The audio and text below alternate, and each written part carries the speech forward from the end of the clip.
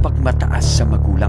May kakilala ka bang mapagmataas sa magulang? Alam niyo, pag narinig ko ito, sumasakit talaga ang dibdib ko. Para sa mga magulang kagaya ko. Sa mga anak, baka feeling mo ang taas-taas mo na dahil kumikita ka na at nagagawa mo na ang mga bagay na hindi nila nagagawa at nakakaluwag-luwag ka na. Pero bago ka tuluyang magmataas sa magulang mo, isipin mo muna ito ng malalim. Narito ang 3 malalim na katotohanan na dapat harapin ng mga anak. Lapit ka ng kaunti para maging maliwanag ito sa iyo. Una, walang kasaysayan na nagsisimula sa 2 kabanata. Yung pinanggalingan mo, yung magulang mo, yung mga pagkakataon na nakapag-aral ka, yung values mo, yung simpleng tirahan at pagkain nung bata ka pa. Yan ang unang kabanata ng buhay mo. Kahit gaano kaliit,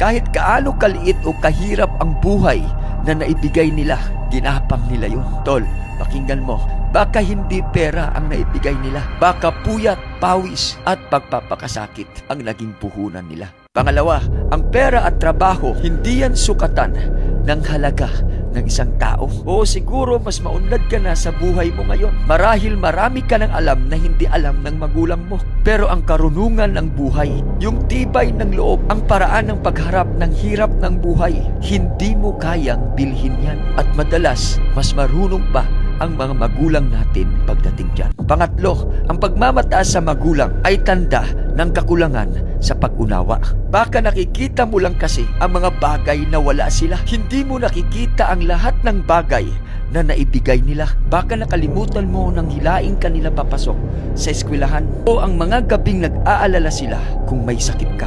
Ang yabang mo ngayon, baka dahil komportable ka na. Pero tandaan mo, hindi habang buhay malakas ka. Darating ang panahon na kailangan mo rin ng tulong. At magulang mo din ang nandun. Real talk, ang tunay na pagtanda at pagiging successful ay hindi pagiging mas mataas sa magulang, kundi ang pagkilala sa kanila ng may respeto at utang na loob. Ang pag-angat mo sa buhay ay dapat gamitin mo upang may angat din sila, hindi para ihampas sa kanila. Ang sabi nga ng mga nakakatanda, ang punong mabunga ay yumuyukod. Yumuyuko, magpasalamat ka.